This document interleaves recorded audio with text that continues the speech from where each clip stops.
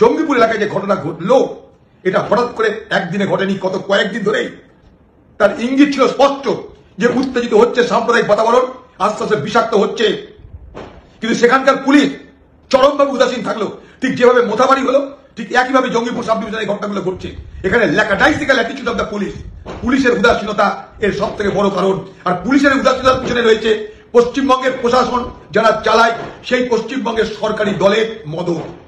তাদের সেই আন্দোলনের সুযোগ নিয়ে কিছু দুর্বৃত্ত তারা এই বাতাবরণকে উত্তেজিত করছে। এবং দুর্বৃত্ত কারা, সেই দুর্বৃত্তর আমি দায়িত্ব নিয়ে বলতে পারি তৃণমূল দলের সদস্যরা।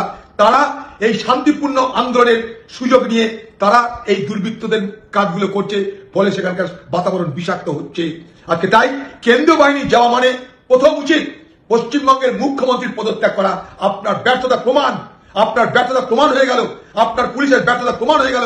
আপনি আরজি করেই করেছেন, শিক্ষকদের নিয়ে তাই করেছেন। আর পশ্চিমবঙ্গের সমাজের যে শান্তিপূর্ণ বাতাবরণ ছিল, সাম্প্রদায়িক সম্প্রীতি ছিল, সেখানেও আপনি ব্যর্থ হয়েছেন। এর লজ্জা নিয়ে, এই অপদার্থতা নিয়ে, আপনার দায়িত্ব কাঁধে নিয়ে যদি এতটুকু আপনার নৈতিকতা থাকে, পদত্যাগ করুন মমতা ব্যানার্জি, পদত্যাগ করুন।